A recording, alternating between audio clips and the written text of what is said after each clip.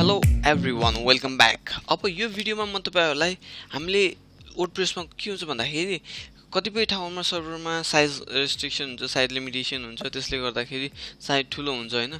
अनि यस्तो यो अनवान्टेड थिमले पनि साइज खान्छ definitely 1 MB 2 MB 10 MB 9 MB कहिलेकाहीँ क्विक स्टार्ट हाल्नु भएको छ भने 30 MB 40 MB सम्म जान्छ हैन।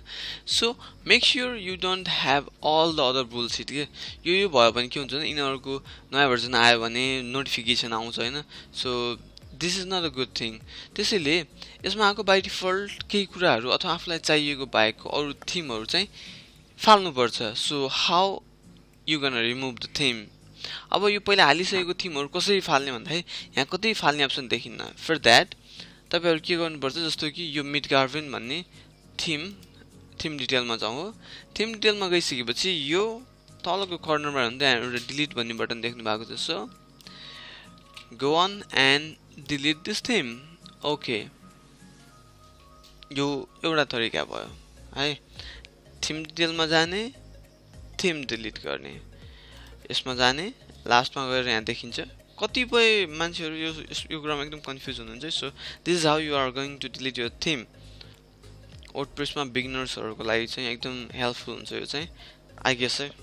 अनि त्यसपछि अब अर्को तरिका के हुन्छ भन्दाखेरि यो एउटा तरिका भयो।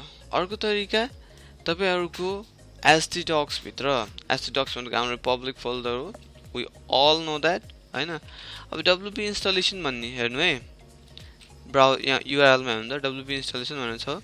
यो फोल्डर एचटी डक्स भित्रबाट देखिएको हुन्छ। So you need to navigate inside WP installation. WP installation भित्र डब्ल्युपी कन्टेन्ट भित्र गइसकेपछि थीम फोल्डर छ यहाँ हो।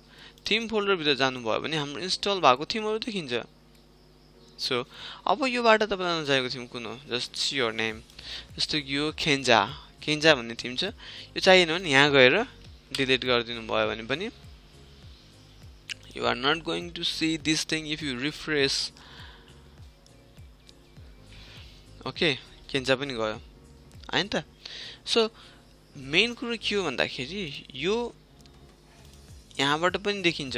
अरु कोर फाइलहरु एडिट गर्नु पर्यो भने you can navigate inside this theme and के गर्नु लाग्छ गर्नुस्।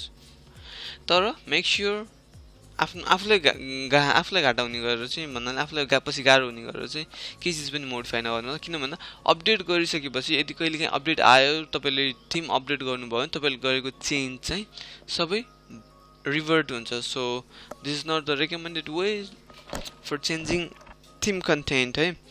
थीम फाल्न आयो, द्याट्स इट, सक्यो। It's that easy. And don't forget to like the video, comment and subscribe to my channel. Thank you. See you in the next video. Bye bye.